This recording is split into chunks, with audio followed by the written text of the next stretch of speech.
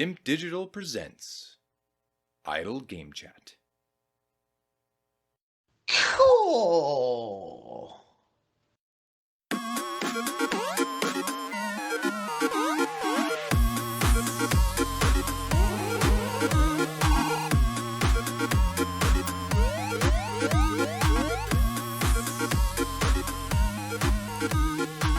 Hello, apps here from Dimp Digital. Welcome to Idle Game Chat. This is Dimp Digital's flagship video game podcast, where we take you through the ups and downs of the wonderful world of video games.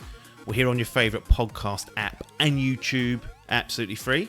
However, if you want to support this independent grassroots endeavour, head over to patreon.com/dimpdigital or twitch.tv/dimpdigital and join the community. Hashtag and in pocket. This week, it's the return of the disgraced and dishonest Dimp Digital Gaming Quiz charlatan. It is Lashit himself, Tom Adkins, not Adcock. Nearly, man, cut from the cloth. Gone on holiday. Oh, is he? He's gone away. Fucked off on holiday. Oh, Had dear. a good little streak going, and then he said, "Oh, I'm going to go and put feet up." Said, "Well, I don't know if I'm going to be back in time." Then, as it turned out, could have been, but No, give him a week off. give him. him a week off and get you back installed. Enjoying your break. Adkins enjoying doing the offline game chats. I think sort of lighter workload. He gets Saw him playing The Last of Us Part 1 last night. I've been getting really into it. I've actually been playing it quite recently. Every night, and it's I don't know why I'm finding it more emotional now since after playing 2. This is the first time going back since 2. Yeah. So like, even though I know exactly what's going to happen, there's still that new weight behind it. It's interesting. It's got this, and I'm after that platinum as well. I've never gained the Last of Us platinum. No, they had those online requirements, didn't they? Exactly. So this is attainable. So I'm going to get that bastard. It's quite. I've been trying to. I'm going doing a run through, trying to get all the shit. Like you've got loads, isn't there? There's collectibles. Yep. Optional voice conversations, shiv doors, safes, and I can't. And then fucking Firefly. Pendants, dog tags. And I've missed so much. Like it tells you now, if you go through the chapters, it tells you what you've missed. And I'm literally searching every crevice. Missing loads. I've missed loads. I'm like, how the fuck? There's like some stuck in trees. I'm like, fucking how am I supposed to know where that is? Are they so? Do you think they've moved any of them? Or I did wonder that. I think there is some. There's definitely new notes that weren't in there before. Right. So potentially there's moved things, but there is because there's a guide. Luckily, I'm going to have to go back through it. But there is a part 1 guide. Like they've not just rehashed the old one. So I'll be interested to go through both and see. But I wonder whether you'd I thought you might make use of that PlayStation 5 help function. Yeah, well, I did click on that, and it came up with a video that showed it, but it was just like a collage of all of it. I was like, oh no, I need this actual section. It weren't picking up this, sloppy. Yeah, it weren't working too good, but yes, I have been doing a little bit of offlining actually. Well, got to do what you got to do. Glad you. Is because Adcock played through it, and then he's jumped into Last of Us Part 2, got sucked into replaying that. Is that what's going to happen with you? Is that the plan, or is that not the plan? It might happen. There's a plan. There's lots of spanners in the works though, but that is my intention. Yeah, is to go through that. Busy, isn't it? It is getting busy. I've got Gotham Knights at the end of. I'm away next week, but I come back on Friday. Yeah, and that's out Friday, I think, 21st. 21st. So I was like, oh, I was going to bin it because I'm skeptical, but then I saw the launch trailer. I was like, oh, actually, no, I'll keep it. Well, look, let's transition into one of the items that I've got here. It's actually towards the back end, but Gotham Knights launch trailer has come out, both a gameplay and a cinematic version of said gameplay. I've actually sat down and watched both of them. I weren't going to bother, and I thought, well, I may as well. For the greater good. Yeah, and this was one of your pre-orders. Pre-order indeed. And it sounds like the trailer may well have just secured that as a. It has, and this is. I swore to myself I'd never do this again. After I think it was a prototype. Do you remember that game on the 360? Oh, it was God. The trailer for that was phenomenal. Poor man's Infamous. So I didn't have a PS3. And then No, I saw a you prototype, and I was like, "Oh yeah, that'll be the better version." And I was I remember being so angry that it wasn't Infamous just looked the bollocks, and prototype just looked shit. And I was like, garbage. I didn't even Like, bother I got getting it in the end. suckered in by like I really like the artwork on the front cover. Yeah, And then there was like this CGI trailer which made it look fucking amazing. And then I was like, I'm gonna get that, and got it, and it was obviously shite. And I was like, oh fuck's sake. And then I swore to myself. But yeah, to be fair, I probably would have never cancelled this. I was still quite hyped for this, but just like there's been a lot of downbeat previews, and I was like, oh come on everybody. But to be fair, like what they've said about it is that it's sort of that it's just the same old, which I was kind of expecting anyway. yeah. I suppose. But yeah, saying like repetitive enemies and yeah, more of the same doesn't make any new leaps, which I would like, but I'm quite up for a bit of old school Arkham bashing. So yeah, so no, I watched this trailer. Yeah, I saw this trailer. I was like, nah, I'm definitely going to keep it because I do think it's quite a good trailer. It's the CGI one, where it's sort of from the perspective of Alfred, was it? Yeah, he was I don't know if he's looking in a mirror at a picture or something, wasn't he? But he was kind of describing the state of Gotham, and Yeah. I didn't know it was Alfred at first until he kind of mentioned Bruce, and I was like, oh right, it's the Jeeves of It's the society. butler. And he turns around. It's the butler. He's still knocking around. He's like slagging them all off, isn't he? He's like, yeah. looks at Robbie. He's like, shithead, dickhead. No, don't. Isn't he talking about sidekicks? And he's like Yeah, giving the sidekick, the wannabe. dictionary. Yeah, that's it. Inadequate. That's it. Yeah, just yeah, like these yeah. Call of Duty offers being made from Phil to Jim. Inadequate, he calls them. Yeah, he's sort of doing a dictionary definition of sidekick, I guess, and then it's like a turn around and be like, look, you can be better. One of you four, maybe two. Who knows? Still Interesting. querying how that other one's got a gun. It's gonna have blank bullets. Who is it again? Because I get it wrong and then people tell Red me off. Hood. Yeah, I was going to say Deadshot. So They're basically, well, apart from what's her name, Batgirl, they're all like old Robins. So there's three Robins. Dick Grayson. So he's the OG. Hold on, what's he? So he's the OG. So then he becomes Nightwing. Oh, cool. I can't remember the other two. Cool. Dick Grayson, Tim. No, is there Tim Gettys. Tim Gettys. It's Robbo. He's in there. I'm gonna have to fucking Google this now. There's a Tim. Tim Drake. Tim Drake. Come on, Nathan. Drake. Nathan. He becomes Red. Or he's the Robin. He's the Robin. So Tim's Robin. Gettys is the Robin, and then who's and then Red who's Hood? Red Hood? Red Hood is Bruce Wayne. Oh yeah, it might be Jason Todd. That's it. Jason Todd. He was a Robin as and then well. Progressed into that. They sort of start. Yeah, the psychic. Yeah, he was definitely. Wow. He succeeded Dick Grayson as Robin. Here we go. I'm reading off the wiki. Right. And he was his psychic, and then they all go off. So they all go, right, we'll do the psychic, and then they get fully qualified. Yes. And they all go off. Whereas Barbara, Batwoman, is Commissioner Gordon's daughter. Barbara Gordon, that's it. And she goes on to be Batman. So it's them four. I don't really know. I suppose I'm probably going to go for Nightwing because he seems the coolest out of them.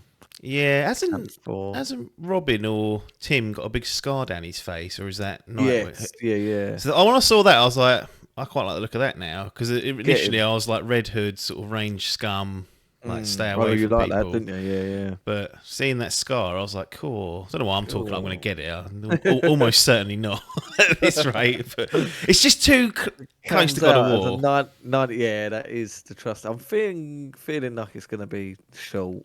How much of them Arkham games? They were like 15, 20 Yeah, hours. because it's 4 characters, I wonder if they'll try and encourage a level of replayability so that it's not an absolute 40-hour bloater for each. Like it's a nice 15-hour, and you could feasibly sit down and do that. But so that's locked in then, based on the trailers. So that's locked in, yeah. So the trailers I've seen, the gameplay one again. I think it looks really graphically. It looks really good. I think there's not been too many people having a go at that, to be fair. They're of course they're going to soup it up for the trailer, so it's probably running on PC or whatever. But I'll be interested to see. Last Batman game that came to PC you played was an absolute pig, wasn't it? That was an absolute howler, yeah. Arkham Knight. I think I've played a Batman game at 60 FPS. yet. No, they've done that weird remaster. I think it ran at Oh, like they did. 45.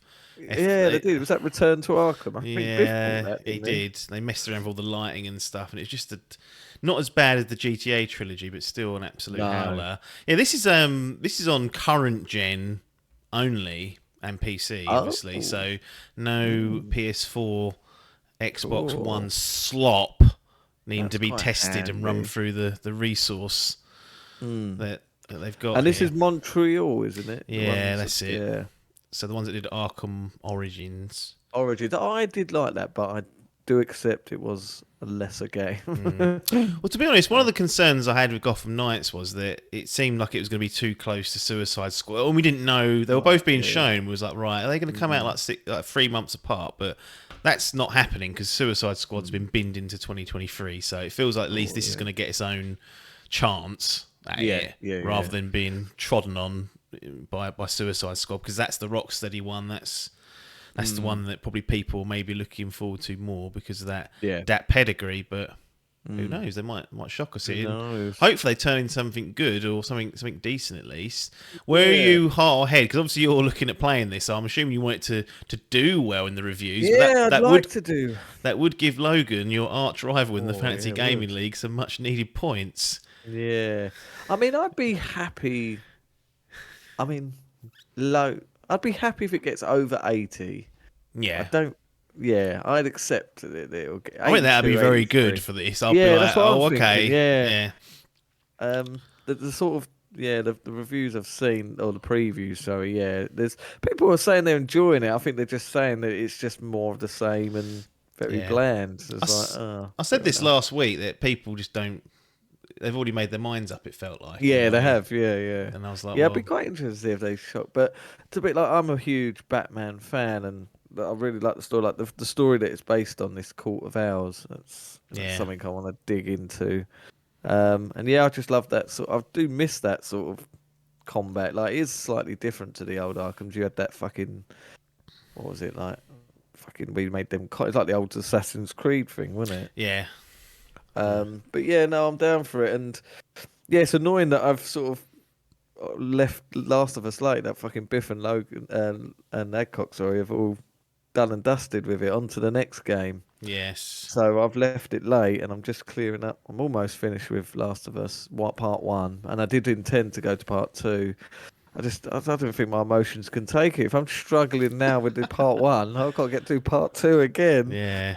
But I've got to do another run with and get all those collectibles. So I've only played it once. How many times have you played through Last of Us Part 2? Once when it came out, Love Film, got that from rental.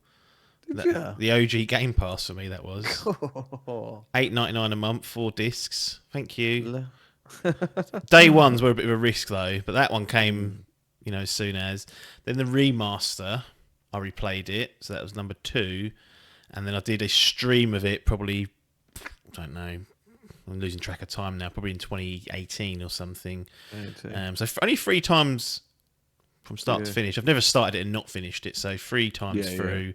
A potential 4th on the cards, and then only ever gone through The Last of Us Part 2 once with no trophy cleanup. So same here. That's the idea. For that it was quite lengthy as well, wasn't it? But that was the spanner. So that's the idea. But also, there's been a random spanner thrown in the world. I don't know what. I started watching these random videos on YouTube, and there's a bloke walking through Japan. Like it's just like this bloke that walks through. And I was watching this video. And I was of this bloke walking through like Tokyo, and I was like, "Do you know what I really feel like playing? Yakuza." Oh, so yes. I installed Yakuza 0 and just sort of jumped back in and started playing that for a little bit. And then I was like, right, well, I've done 0 and Kiwami. I started 6 ages ago. Right. Do you remember? I went 0, 1, 6, and then like. Months later, they released 2, 3, 4, and 5. That's it, remastered. Yeah, did a Kiwami of 2 and then a remaster of 3. I think 3, 4, and 5 are going to be hard to play because they are just remasters. Whereas remasters of a PS3 game. That's it. 0 was a PS4 and Xbox One. 1 and Kiwami were that as well, and then 6 was that, 6, and then yeah, we've yeah. got Like a And Dragon. then we've got now, Dragon, Logan. yeah. So I want to play that as well. That's quite keen to play that. But the other annoying thing is I've started them all on PlayStation, and now they're all free on Game Yeah. Pass. I'm like, what do I do? Well, they're here? on that PlayStation Well, Premium some of them Plus are. thingy. Some of them are. But Kiwami Zero and Kiwami 2 are. Yep. 3, 4, and 5 aren't, but they are currently they are on coming. sale. So Well, they're meant to be coming. they're coming as well. I think are they? so. Yeah. I have So to check I the. might just get that then. It was some weird, like, staggered release they were looking at doing. But yeah, I've been toying with doing Kiwami because I've not done it. I've done I think done Kiwami, Zero. I was sort of playing Zero and trying to remember the story. I started doing some of the missions again and Yeah. I was like, it's about that little plot of land, isn't it? I was like, oh yeah, that Hmm. was the story. I forgot about that. But Kiwami 1 feels like a more sort of contained, Quite neater bit story. shorter. Yeah. Have you done? So have you Yeah, finished pretty Zero, or you just started it? Yeah, I finished it. I finished it in Christ. 2018. I think I played it. Looking at my trophies, yeah, went through that. I didn't do much of the side stuff. Like, you remember you had all those side sub stories? Yeah. There was like they had like loads of like real estate stuff as well, wouldn't That's there? I it. didn't Yeah. do too much of that, so that's why I thought I'd jump back in. And those Christ. games are just so full of fucking mini games. I was singing, dancing, took Getting out pissed some up. girl, getting pissed up, talking to some girl, played a bit of pool, bit of darts. Do you watch I the was just- videos, the girl videos of the That's dancers? it. The girl Ben's I going can't remember they call them as a certain name for it. That's There's it. like a box of tissues next to the TV. He just looks at it and goes, yeah. Exactly that. So I just jumped back into that world and was like, oh yeah, I forgot about Pitter this. patter about in there. So yes, I've pitter pattered there, but no, Gotham Knights is obviously on its way, so that's another thing. And then I'm going on holiday on Monday to Friday, Butlins, Yep. with the kids. So I thought, well, I can't go there with no technology, so I'm going to take the trusty Switch. Christ. So I've got a Switch. I don't know what to play yet. I actually jumped back in after that trailer, the Mario movie trailer. I actually jumped back into Odyssey. And I think I was like, I was so low on moons. Albert's obviously played the shit. He's played like 150 hours of it. Spanked all the And moons. he got something like 600 loons. Crazy. And then when I looked on mine, I had about 300. Yeah. Just about. I was like, fucking hell. So I spent a couple of hours on that. So there's potential. It's a free for all over here now, Sadkins. There's games being started and played, bits of. Honestly, you'd have a nightmare. You would, because nothing's getting completed, and it's like demos. It's up the old demo disc. Got to do what you got to do, but yeah, Gotham Knights, October the 21st for those interested. Be interested to see how that all pans out. Is there any review embargo knocking about? Not as we record this. I think it'll be early or mid next week, so should know by then whether it's a. And Logan's got that in the FGL. He's got it in the FGL. Yeah. So yeah, so I'd be next happy week. with plus 80. Hmm. Maybe I could see it being high 70s, 78. That would be. I think they've done all right if they get that. I think it's like low 70s. Low 70s, Just 72. got a feel it's just getting a really cold reception. It has got a very cold reception. I don't trust these critics not to just play the game as it is and not go, oh, I don't want this. Yeah. Oh, quit your job. Pack your bags and find something else to do, you bastard. But yeah, we'll see. I'll update everyone when the scores are rolling in for that. PlayStation Stars, which is the PlayStation loyalty program, has launched in our territory. Oh, it's ours. I thought it was. Did they do like the Asians? So it went to Asia. He's done a racism. They did a. Yeah, it went to Asia first, then I think it went to the United States, and then Europe, Australia, and New Zealand. We kind of was in the next tranche of it. So I've actually had a chance to mess around with it a little bit. I thought I'd report back on it. So for those that don't know, this is like their loyalty program, as they're calling it. What's important to know? The first thing to know, I don't know why people thought it'd be any different, but this is there's no backdating. Oh, all right. So from the day you sign up sooner rather than later if you want to start getting trophies that are put towards certain campaigns. But the day you sign up is the day you start. So no backdating of purchases, no backdating of trophies, all that hard work flush. So a new date will be required.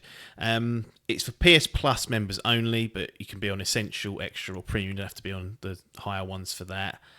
And you essentially earn points for doing specific things. And actually, the only way you earn points, I've noticed, is to buy games on the PlayStation Store. You can earn collectibles by getting trophies of rare or higher, where they've sort of termed it. But the main crux of it is that you'll get these little points, they're called, and they can be then used to redeem against collectibles, like those little digital model things. I'm thinking they were going to be them fucking NFTs, but they're not. No, they're not. No, they're just digital images of like. I mean, I'm looking at mine now. Material. This is for those on the video. You can have a little look, but that's the little. That's what so if you get like little shelves, you get shelves of a little shelf. It's got a God of War theme. You can change the scene of that. You probably earn new stuff and whatnot. Right. So that's like the background of your PlayStation, is it? Or is that just?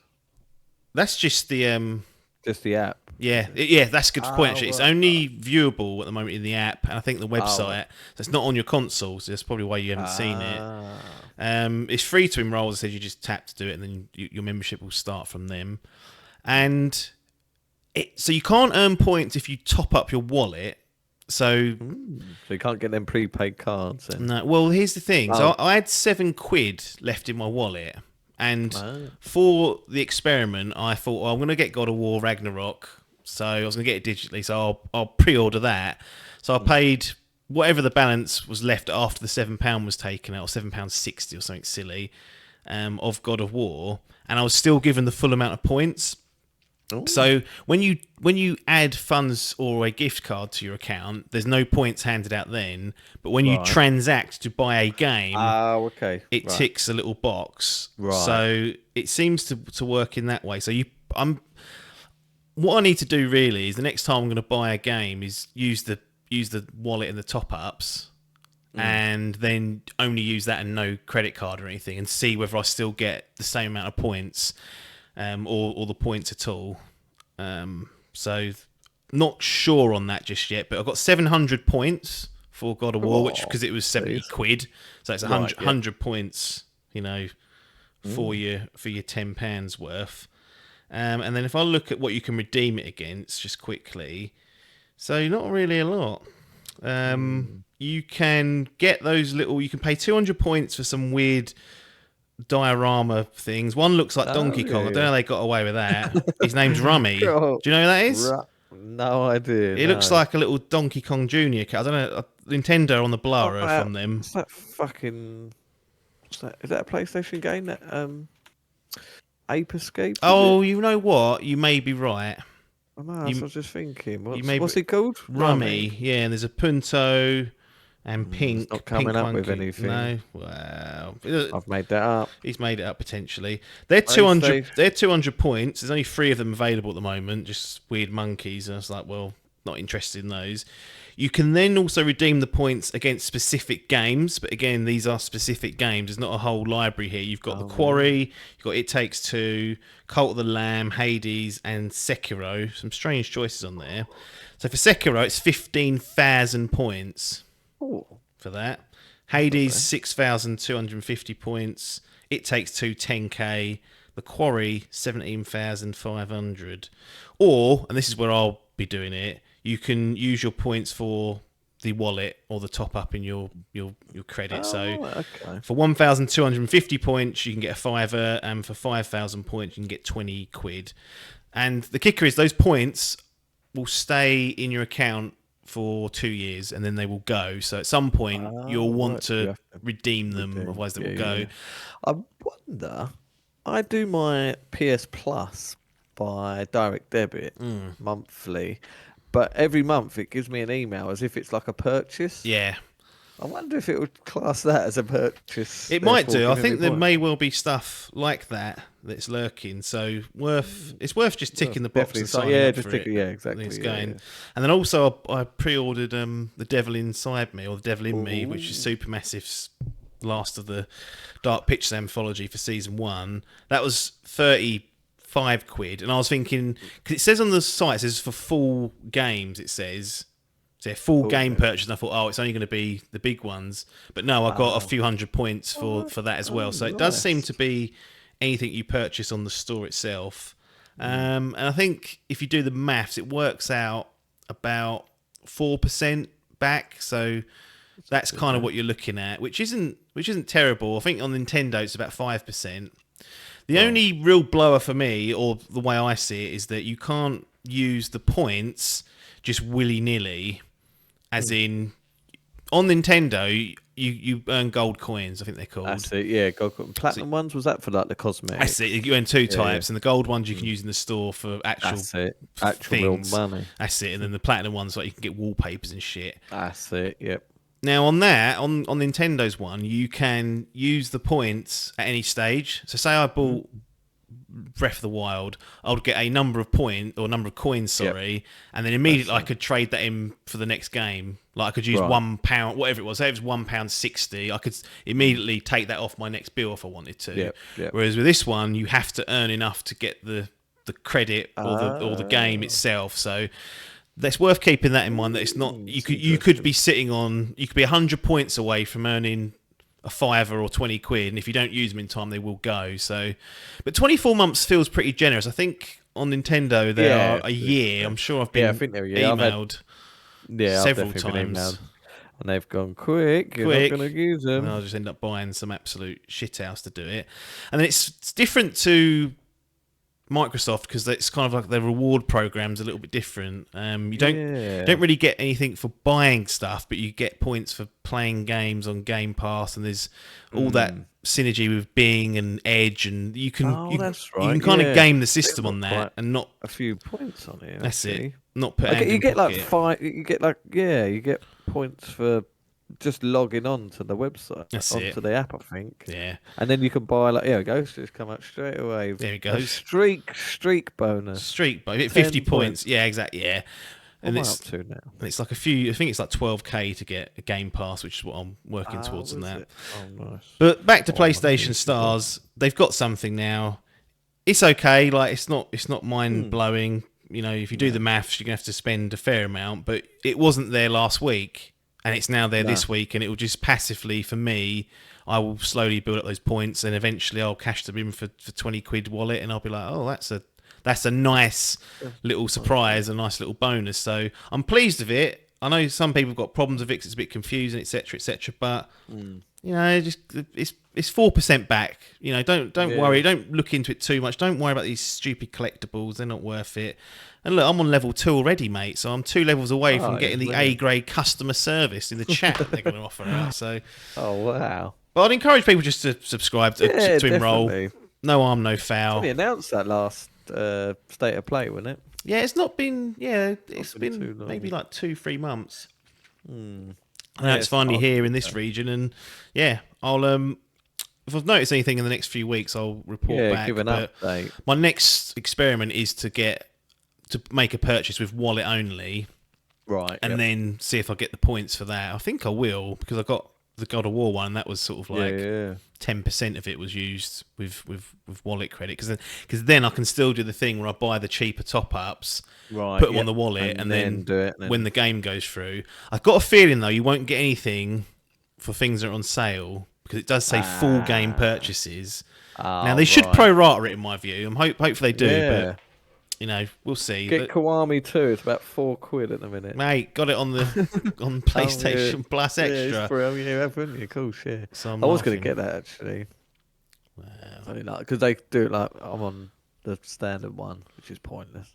But they they tell you you can do it for like the rest of the month. I think it was like 23 days for like £1. I was like, I might as well do that. Get it down. Then it renews the next month. You're like, cool, pants down from gym. 11 quid. Quick last few things before we escape. So So according to the Brazilian regulator or regulatory, documents that were shared, apparently last year Game Pass generated $2.9 billion, which Fucking hell. now they turn over that for fucking toffees per quarter. Right, yeah. So that number is a lot of money. I'll take it. Yeah. I'll have some of that, thank you. But to me, it's of no use unless we can contextualize it. And fortunately, someone did the maths, and that works out at about 18% of Microsoft's total annual revenue. So it's still less than 20%. Then they're pulling in, 80% of their money off outside of Game Pass, which is crazy considering that is. how kind of. But then you think the big hit, FIFA, and it's like the likes of COD, FIFA. Yeah, they're scraping all that. That's coming through there, isn't it? Yeah, and Fortnite, those skins, they get a 30% cut on those, get a little rip on those. So that just puts into perspective that they have said many times that we're not just here to do Game Pass, and you sort of say, "Oh, liars." Well, that's all you think of them. I like to say, what's the last Xbox game you bought? Yeah, well, no, exactly. Doesn't happen anymore, unfortunately, Phil. But clearly, that viewpoint is it's only it's 18%. So I imagine it will grow. But I thought that was a bit low, 18%. I was expecting it to be just a tad higher. Yeah, certainly. Fucking hell, yeah. But that's all of Xbox's revenue. So if you were to then comb it down a bit more to its games and services only, it's 30%. So that's a little bit higher. But still, the total Xbox pie, 18%. Interesting to see. The whole pie, Jenny. Oh, that's what you got to do. The little fruits, the little people. That's what I've been told. Sort of sticking on that. Do you remember Ark? Yeah, that game with Vin Diesel in it.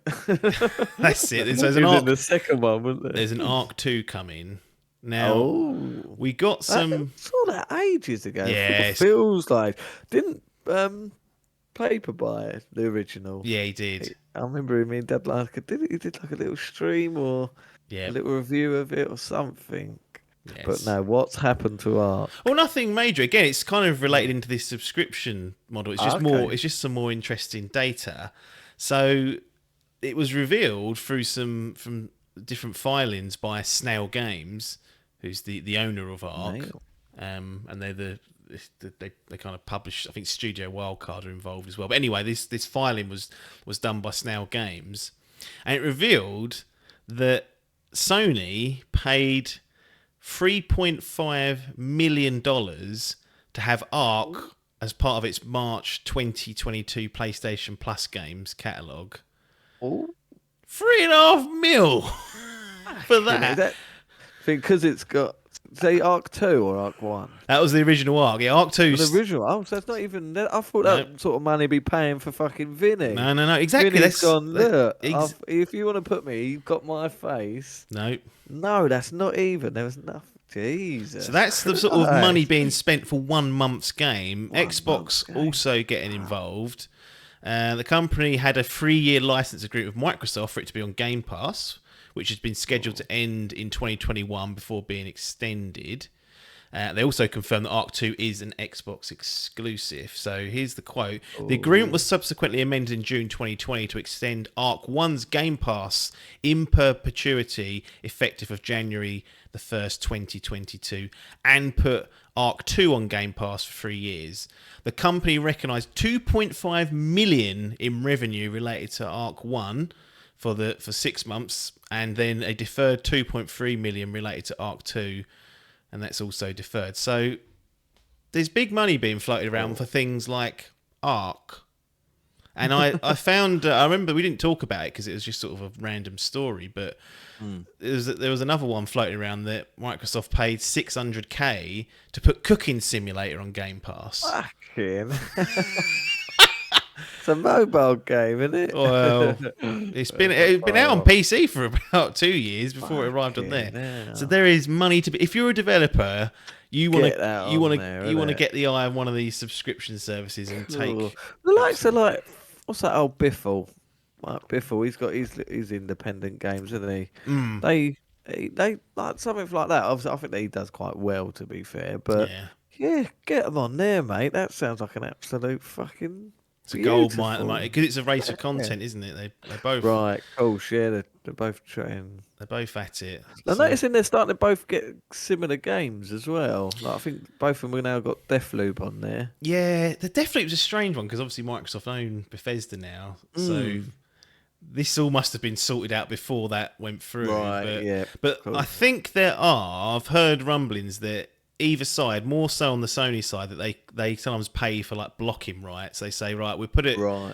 You don't put it on Game Pass, but it goes on our one. So I wonder if that will become more prevalent. But there is definitely a crossover of some games that Yeah, I've where definitely they just seen a few. take a fucking bung from both of them and go, Oh, as sorted the us developer, out. yeah, just go, sweet. Everybody, day off for the next 4 weeks. Yeah, absolutely. Work here is done. And the final thing I wanted to do is just an exercise. It's related to Microsoft and Sony because I'm getting fed up with reading about Activision, Microsoft, Sony, Jim Ryan fucking crying off to Brussels going, oh, I've gone on a plane to talk to the regulars. Just stay at home, mate. It's fucking silly business.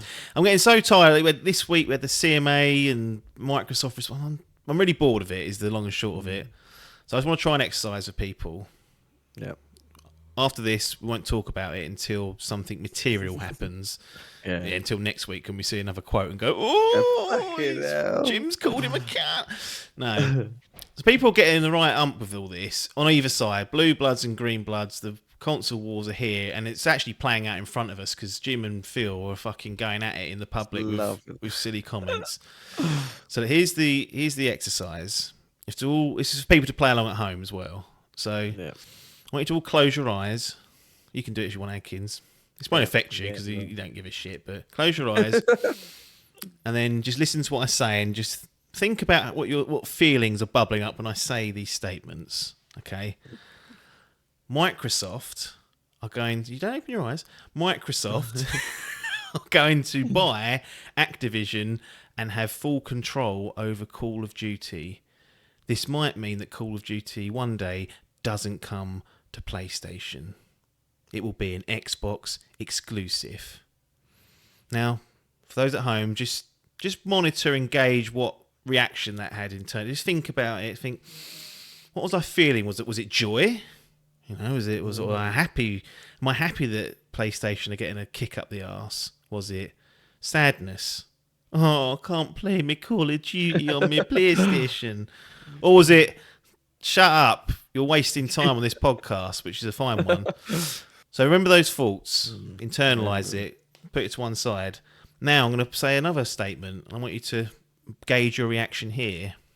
In the future, Sony will buy Take-Two Interactive and have full control over Grand Theft Auto.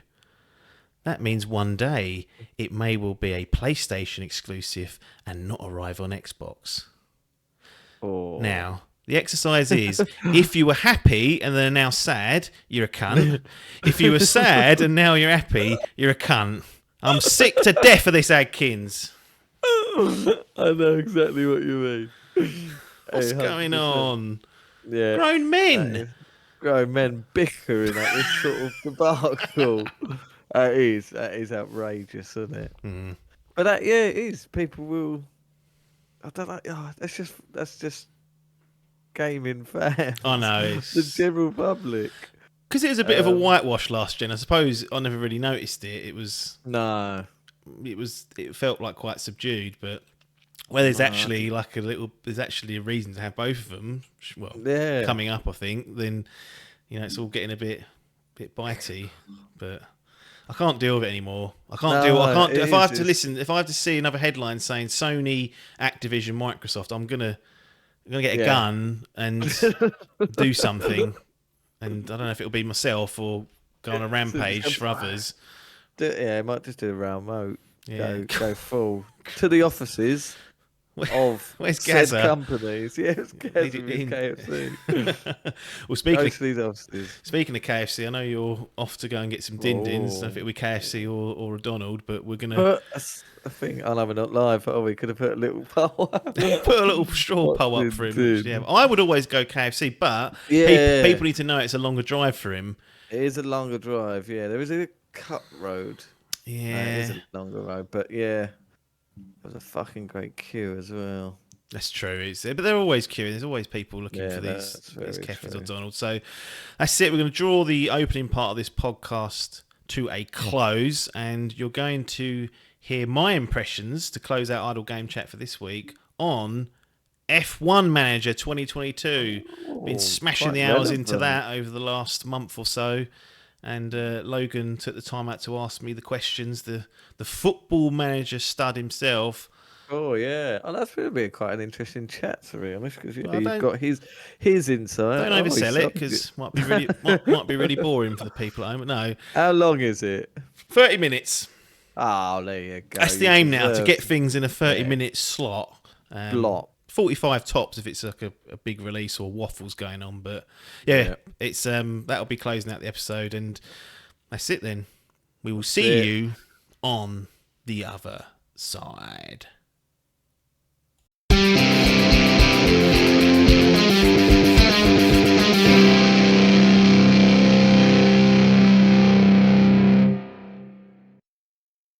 Here we are then, back with some game impressions to close out this edition of Idle Game Chat.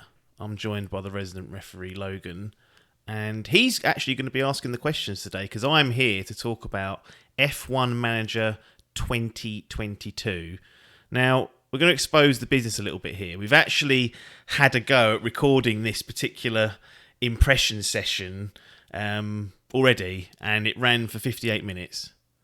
And I think in our infinite wisdom, we decided that's way too long for a game like this. And no disrespect to it, but 58 minutes is absurd. And it's like, how do you even fit that into a podcast where we're aiming for a 90-odd minute runtime? So we thought we'd come back and be a bit more succinct, perhaps. And there's been a few patches actually since that recording as well, which mitigate some of the issues I had. So it's always good to get a more up-to-date view. But Logan, over to you, I guess.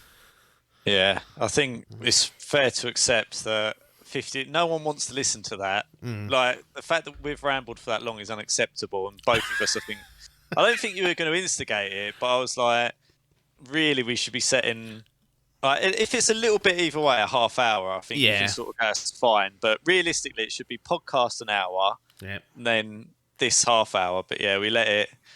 I mean, I think I was guilty of not having a timer on, and I was just getting drawn into nonsense, I think. Yeah, I do sometimes believe you should let the conversation run, but there are times when, if I allow myself to indulge like that, it could go on for 2 hours. So I have to be realistic and be like, right, stop talking now. You're not going to have to cover every single minute point. It's not actually relevant a lot of the time. You're just waffling for the sake of it. So it's always interesting, these silly little things we have to do to try and tighten it up.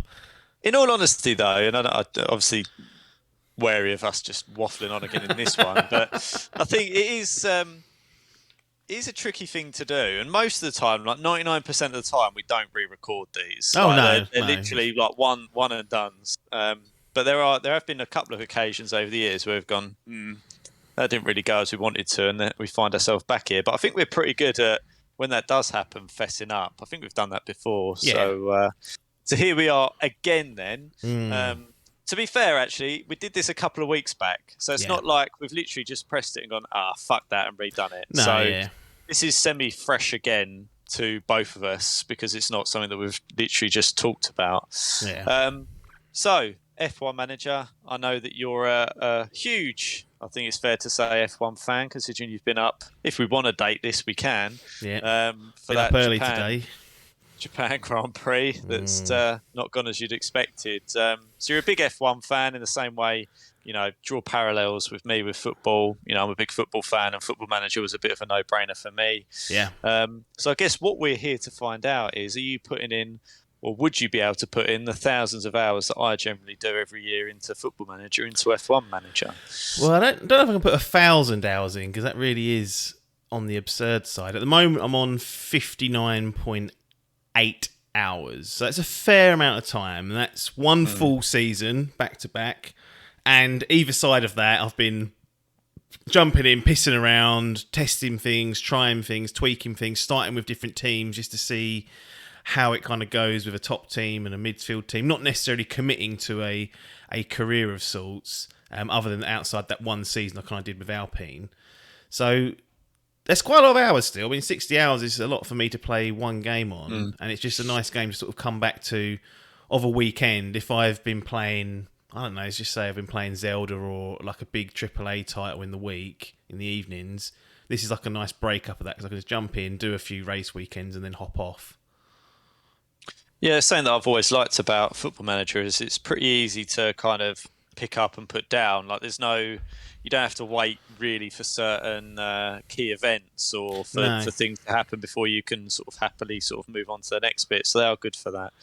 But do you want to kind of talk us through the premise of the game? I mean, in terms of what you're there to do. Are you a racer? Are you there as a manager? How does it kind of set the scene for being an F1 manager? Well, look, I'll let them set the scene here with their little store page on Steam. So that's where I'm playing it. It is on consoles, but for these type of games, I don't know. I mean, I don't know if you fiddled with the Xbox version of Football Manager, but generally PC, laptop, or something like that is the way to play these, I find, just because the mouse is so much quicker at navigating. So this is off the Steam page, and whether it's accurate or not, I'll let you know.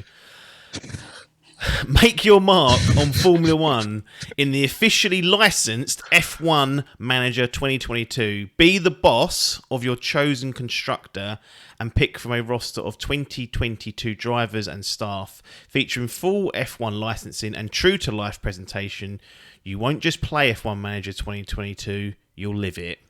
So, answers your first question, are you a driver? Absolutely not. You do not control the drivers. You hire the drivers and you can manipulate them with strategy. But for all intents and purposes, you are what's known as a team principal. That's how they're referred to generally on the broadcasts and within the F1 world.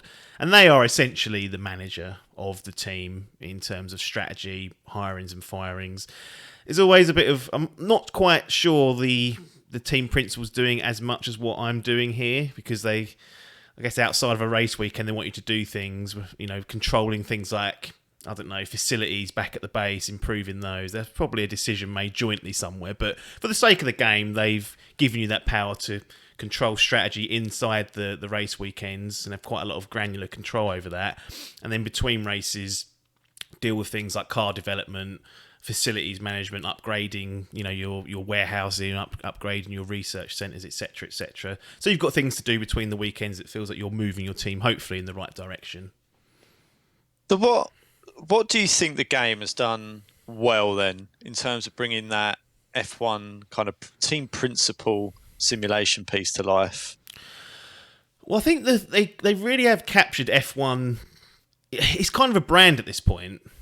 It's not like football where it's a sport and there's many different brands of the sport. Premier League, La Liga, MLS, if you want to go and play that. Whereas F1 is a brand of motorsport. And they mentioned the store page about the true-to-life presentation. That's unbelievably good. It has absolutely no right as a simulation game to look and feel as genuine as it does, complete with commentary. There's a full 3D kind of race engine there that you can watch from broadcast angles or from onboards, and the sound effects are all spot on. The drivers and the race engineers communicate verbally. There's voice lines pulled directly from races and other incidents within the F1 world that they've plugged into this. So when you first boot this up, it has the F1 logo popping up of all the music, all the stuff that if you watch it regularly, you'll be like, oh, blimey, this is a fully licensed product. When it comes to the simulation part, I guess I feel they've done a good job of at least touching on a lot of the components that you might expect in an F1 manager stroke simulation game. There's a lot of ground to cover, given how complex the sport can and is. And they've done a good job of getting some broad brush strokes and sort of just tickling every area. Now that comes at a bit of a a deficit of depth in certain elements. But generally, I think if you come in here thinking, "Oh, can I do this or can't I do this?" you'll generally find that you can. You can have an influence over things. Like I said, whether it's managing your driver lineup, hiring new staff, hiring new heads of each department, head of aero, head of engineering, etc. And these are all things that will build your team up. And then you've got the building of new car parts, researching those. You can tweak all that. So then you've got race day, obviously. And you can sit there and watch the race as it plays out in real time, or you can speed it up to a time 16, so you can power through the race quite quickly, and then it will go to like a map view if you go over ×2, and you can watch the race there. It's got all the data you'd expect, tyre wear, what other teams are doing in terms of tyres, lap times, everything you kind of need is there, and I think that's what's enjoyable. The actual races themselves they keep me completely hooked from the start to finish. Very, very rarely, unless both cars are retired, which I haven't been fortunate that's not happened yet. Am I sitting there with thumb up arse? There's always an opportunity that you're kind of seeking, particularly if you pick a midfield team. If you pick someone at the back where you're clearly behind, like Williams are awful to start with, the slowest car on the grid, that's a little bit different. But then from weekend to weekend, if you're progressing right, you can see you closing that gap to the midfield and the other back markers. So, yeah, I think just in general they've done a good job of touching on all the core elements of what one might expect, and it just really does look and feel like an F1 product. It looks legit, it feels legit, and to certain people that will mean the world to them. So, do you think that they were kind of trying to appeal to the hardcore F1 fans for this game then? I mean, it's not going to be a game that, I was messaging you this morning going, what's all this bad weather about? What's all this hype? Like, if F1's on, I don't mind watching it, but I don't make an effort to get sort of engrossed by it or to properly keep, involved with it. So would I be able to pick that game up, do you think, and still enjoy it? Or do you think it's more catered towards that kind of F1 nut? I think there's a sweet spot with this. You come in with no knowledge or very little knowledge and you're going to struggle. One of the reasons you're going to struggle is because the onboarding and tutorial is pretty poor. Even as someone like me who comes in, I understand most of what's going on until the FIA decide to do something completely random, or one of the weird grey areas in their rulings comes out in a real-time race. And everyone's like, well, how have they interpreted it like that? So ignoring those sort of events, I feel like I've got a good handle on what's going on. But you still got to be able to... The game's got to translate and give you communication on how those elements are going to work in-game. And it doesn't actually do a good job of doing that.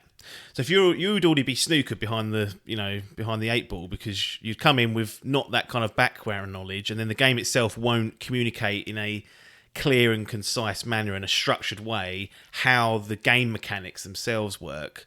So that is a bit of a problem. And then on the other side, the other extreme, where you've got F1 nuts who also want unlimited depth, they want full control, like they want to be able to tweak the degree of the camber on the tyres like by 1 degree each time. It hasn't got that level of depth either. So it's kind of this plonk in the middle where you want to have a little bit of knowledge to understand the basics, so you can at least look at the game and think, I think it's asking me to do this, and this is how I would expect it to work. And then all the way up until you really want the full depth, people won't be satisfied on that end. So they've kind of dropped it in this middle stage, which will alienate people that are of a lower level of knowledge.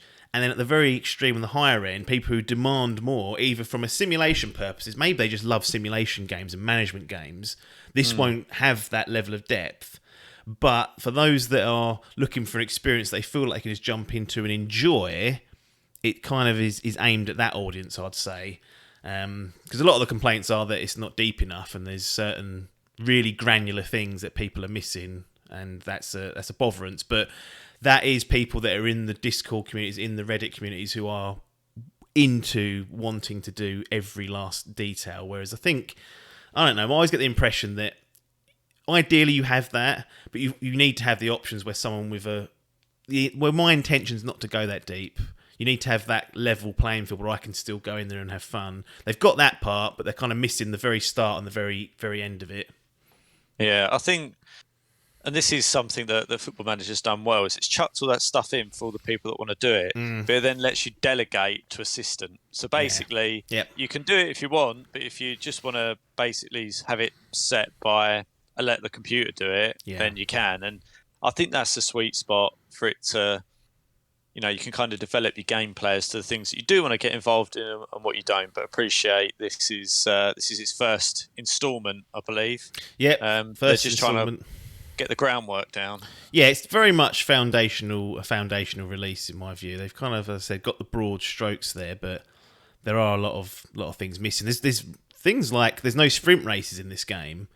Now I think they've only done 3 of those this year, but they are fundamentally different race weekends in compared to a normal Grand Prix weekend, because you've got this sprint race on a Saturday and then another race on the Sunday. And next year they'll be increasing that to 6, I think they've announced, in the sport.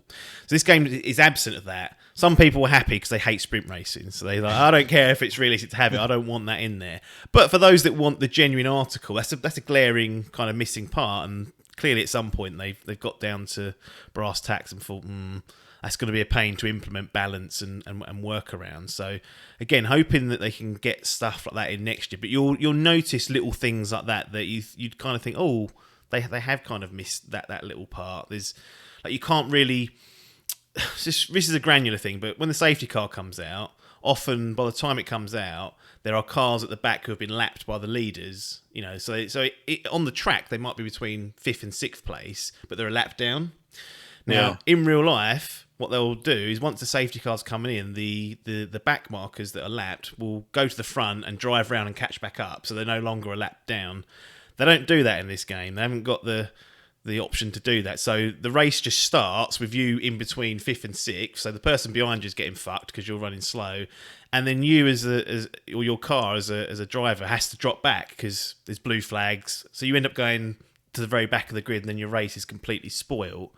It's a very specific instance, but it's those little details that I think show that this is very much foundational and nowhere near the finished article in terms of what the scope of this sport and what they could do with it in the future. So if we kind of move on to more specifically then the things that you dislike, obviously we're kind of already touching on them, but you could probably say then by the sounds of it, it's more of the more technical aspects that are probably rarer to occur, but when they do happen in the game, they're noticeable and sort of take out that immersion. I think sometimes that's the difficult part, is that you get so into these simulation games that it's quite easy for some of these things to then sort of almost spoil it because it takes you out of that immersion. Yeah, and, that's correct. It's tricky because you're sitting there and you're going, well, yeah, I can understand why that's not in there. So when we talk about that specific scenario that you talked about, the sprints, like you can understand, like for the sake of 3 races in a season, like do we want to put all that in there, or can we get away with it? And they've obviously scratched that one off the storyboard and thought, well, we can get away with that. But is there anything else sort of throughout the game that you thought was noteworthy, in either things that weren't done well or things you didn't like, or you think there are key aspects that are probably missing from this instalment? Yeah, the main stinker for this, the entire game, there's 2 things. One thing that personally annoys me most is that practice is a non-event. There's 3 practice sessions at every race weekend, and they just don't. There's just very little reason to do it. You put the cars out on track. They come in with feedback and say, "Oh, here's how I want to tweak the car." Give you a range. You tweak the car. You're basically playing a little game to try and get all the little lines within the windows that the driver's given you. Over the sessions, that reduces, so you can get a more kind of direct idea of it. But there's no like simulations that in real life you would do. No fuel simulation, no tyre wear simulation, nothing like that. No qualifying simulation to give you any idea of pace. It's just chuck the car on track for as long as possible, bring them in when they've got new feedback, chuck them back out for as long as possible. And then if you do that, you'll get your buffs for that weekend. The driver's abilities will get like a 3-point buff across them, so they've all got stats and whatnot. So practice is a non-event. That's an annoying part, because that's 3 sessions where you could be doing something interesting, actually finding something new out every race, but you just chuck the car on track and then speed through it, and you're back in. There's no real... You make a few changes when they come in, and that's fine. And the other thing, really, though, that there's the main criticism that could be levied at the game is that there's no real career as such. And what I mean by that is you can't change teams. So you're stuck. So whoever you choose to start with, you're stuck with that team until you decide to quit or you get the sack. Obviously, if you get the sack, it's a game over because there's no other option to go into another team. So that's a little bit strange. There's none of this moving about. And then to kind of compound that, I found that after my first season with Alpine that it was like fantasy F1. As a team that finished, I think I finished third in the constructors title, which is no disgrace. But I was able to sign Max Verstappen and George Russell from Mercedes and Red Bull, and that's just never going to happen in real life because the game is set up in the fact that if you have the money, you can just buy drivers out of their contracts, and then that's it. There's no rejection. There's no, we don't want to do that. The teams always go on, have him. It's the best driver in the last generation, Max Verstappen, and we're going to let him go because, you know, you've paid us $5 million to get him out of his contract. So it's a nonsense. So there's this weird kind of like, it's lacking that area of the game. Like this, what I would really like to see is there being another level of that. So the game's a little bit more realistic in that you can't just sign people. It's very artificial and again, lacking depth. It's shallow in the fact that certain drivers will come to your team and in real life they just almost certainly never would. So it becomes a bit of a sandbox after a while. Once you've got enough money, you can just sort of buy whoever you want. And then, the lack of meaningful career progression or changing of teams means that you just have to start a new save whenever you decide you want a fresh challenge. Because ultimately, it will stagnate after a few seasons. If you get to the top, it's like, I've got the best drivers, I've got the best car, I've just got to keep on top of that, and I'm gonna win things mostly. So those 2 points, and specifically that latter point about there being a lack of a real career and realistic market of drivers and other things, kind of drag down the experience and leave a bit of a hole for people. Like, you jump on, play a few seasons, and then ultimately you'll be bored. And then at that point, you'll probably say, right, I'll start self-imposing restrictions so I don't just buy Max Verstappen after 1-2 years. I say I can only get this drivers of this level. I don't know, but you're self-imposing that. I've seen a lot of people having to do that, setting up scenarios and just not taking advantage of the game's sort of generous nature when it comes to progression, because it's not realistic. And you will know from playing with Spurs all the time that that's a real struggle. I'd imagine how poor they can be trying to get them out of the blocks. You're not just going to sign Messi off the back after one season. Ideally, you're not going to get Haaland off City ever. Realistically, are you? It's just not going to happen. Whereas here, it's just you've got the game says, oh, you've got the money, you can have them, and your team's prestige levels are high enough that the driver's happy to go there. So that's they're the main things really. In the race, the races themselves are good. I enjoy those. A little bit too much micromanaging for me in terms of fiddling around with the battery packs and asking your drivers to deploy and defend. Like, I feel like I want general instructions to maintain gaps and then let the drivers manage the batteries or whatever. But to get the most out of it, you kind of want to be on top of them, saying, right, deploy now on this straight, then harvest. That seems a bit too granular. There's a little bit of you could just leave it, but then you're leaving performance and time on the table. And you get snarled up in it. So, yeah, it's very much a game that's solid, but definitely has a lot of room to improve on. Really, really is a lot they could do, a lot of scope for them to build upon. And it's just hoping they kind of get that opportunity next year and can continue this yearly.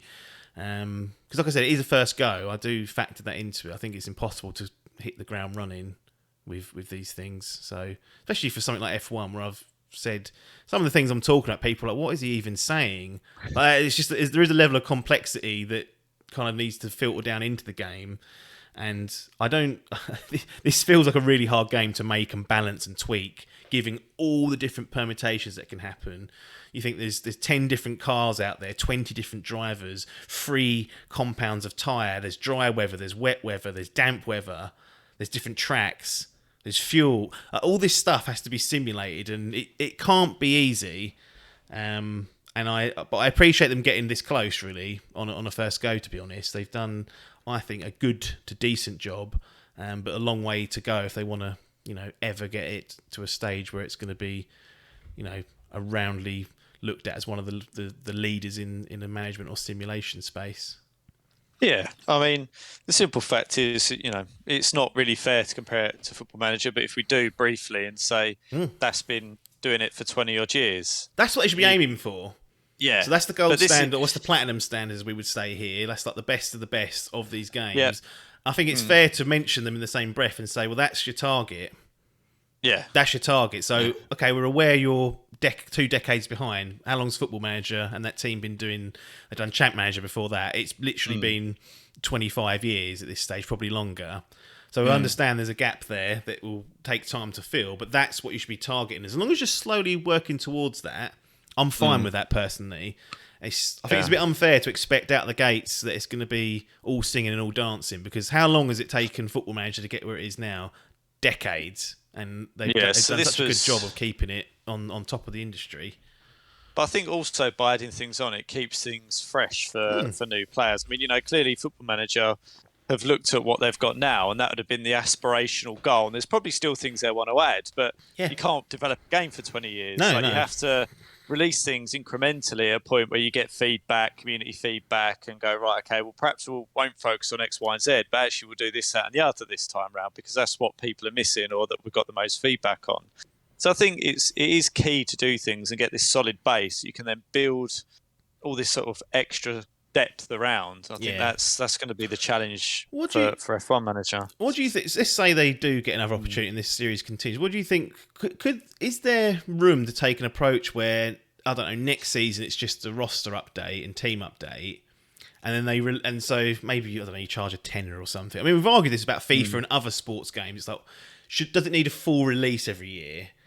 Like, where do you stand on that? Because with this being tagged as F1 2022, my assumption is the intention is to bring it in 2023, and beyond, providing it makes business sense for those that pockets are going to be lined. Is there room for one of these games to take the more, the approach that we've been saying is probably the most sensible one? Don't put feet up, develop it properly for 2 years, but in the years between, just release small updates on the core game that you've already got? Or is that just the you're leaving money on the table every year, and therefore strategically you just want to pump out a brand new game each time?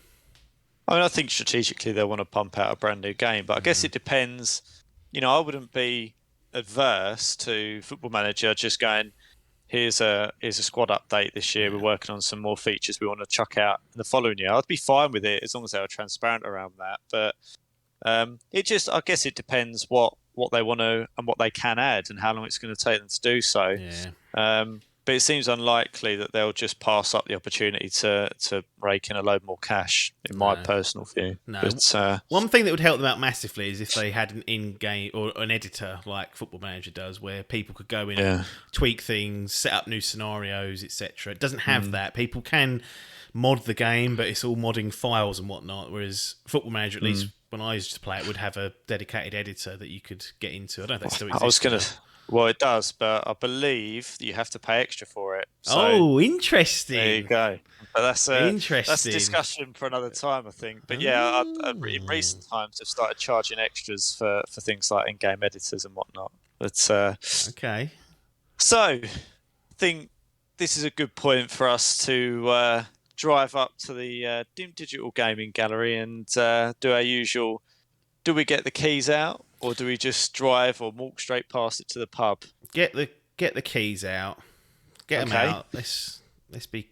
It's being overly kind, but keys out definitely. It's not a a difficult one to give them this. I don't think. So let's go in then, and we walk into Apps's wing. I think we've called them, haven't we? Their wings. Well, I've been leaning on the side of their personal exhibitions now, but okay. Well, we can do personal exhibition. So we walk into Apps's personal exhibition. They've got all the greats there. Where are we putting football? Not football. That's sloppy. F1 Manager 2022. F1 Manager 2022 goes nicely on the bronze categorisation and recognition. like I said, solid start for a new franchise and complex sport and a very difficult idea. You know, we talk about all the different things that can and can't go wrong. The racing times and the actual sitting there managing a race and strategy and working out pit stops beforehand and then reacting to things happening in the race, whether it's safety cars or other things, is really good. I really do enjoy that core experience, which is a lot of the game. You know, that's where you're going to glean the most pleasure from. It's just outside of that, it's kind of lacking a little bit of depth and polish also, because there's certainly things that and bugs and what they are releasing updates semi-regularly, sort of at least once every 3 to 4 weeks. They've already fixed some issues to do with tyre wear and stuff, so they're still working on it, and I expect it to improve from this recording and into the kind of new year even. But lacking some core, I would say, features on the career front, just to flesh that out, allowing you to move around and feel like it's a living and breathing world. Lots of room to expand the scope. They could introduce F2 and F3 as a ladder and perhaps let you take over one of their teams to start with and then work your way up into it. There's all these ideas they could implement, but given it's a first go at it, you want the core experience right. They've done a good enough job for it to sit there with its lovely little bronze medal or plaque or whatever we decide to do when this thing gets built. So F1 Manager 2022 bronze. I mean, some are saying it's a dumping ground again. We're back there. It's no dumping ground. It's a good little it's a good place to get. If you get in the gallery, you should be happy. I agree. After that, it's all semantics and what colour bit of metal you get stamped on your plaque. But the big boys on Platinum won't say that. They'll say no, we're the big cheeses. So looking down, they are, yeah. But anything sort of, potentially below that, and I think they should all be happy to get in there, because there's a recognition that needs to be factored in. It's not terrible, just that it could be better and probably will be in future releases should they tackle those issues head on. It'd be interesting to see. I really do hope they get another go at this, so that I can come back in a year's time or so and say, cool, I've gone up to silver, and then whether it gets to a gold or platinum is anyone's guess. But I think that's a good aim for them. If they want to aim for gallery recognition, that's what they should be aiming for next. Get a silver recognition off me, and then I'll send them the plaque to Frontier's office and see if they put it up on their wall. There you go. Yeah. Cool. Well, look, that's it for this edition of Idle Game Chat. We'll be back when we're back. Subscribe to the free feed. Just search for Idle Game Chat in your favourite podcast app, or go to youtube.com/Dimp Digital, and you'll find our channel there where the video version of this is posted. As always, if you want to support and get early access in most weeks, patreon.com/Dimp Digital is the place to go. And if you want to just tip us, the easy way to do it is twitch.tv/Dimp Digital. Chuck your Amazon Prime membership our way and we'll get a little £2.50 to spend on beer. But nothing more for us to say here other than thanks for your time and ta-da.